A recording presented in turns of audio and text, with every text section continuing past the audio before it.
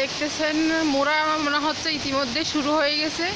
আমি বাসা থেকে বের হতে পারতেছি না, যার কারণে গেটের সামনে থেকে, আমার দরজার সামনে থেকে এখন ভোরের আলো ফুটে নাই। এখনো 5টা কত মিনিট হলো মাত্র, কিন্তু সাংঘাতিকভাবে দমকা হাওয়া বইতেছে এবং কিছুক্ষণ পর পর থেমে থেমে বাতাসটা বইতেছে, যার লক্ষণটা মোটেই ভালো না।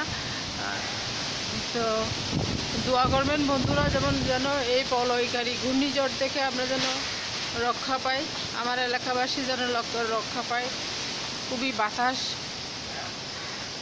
হয়তো আর 10-15 মিনিটের মধ্যে সাংঘাতিক কিছু ঘটতে যাচ্ছে হয়তো আমাদের।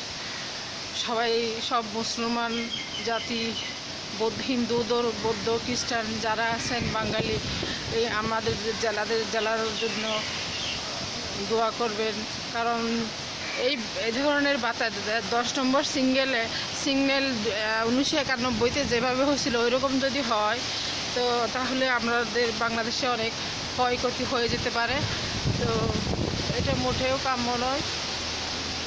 তো পবিত্র রমজান মাসে আপনারা একটু দয়া করে দোয়া করবেন সবাই। দেখেন কিভাবে বাতাস শুরু হয়েছে, কারণ সামনে যাওয়া যাচ্ছে না। ছাদে গেলে হয়তো বাতাসটা ভালো করে লক্ষ্য করা যেত, এখন ছাদেও যাওয়া যাচ্ছে না। আমি আমার গেট থেকে যতটুকু পারি বাতাসটা একটু আপনাদেরকে দেখানোর চেষ্টা করতেছি।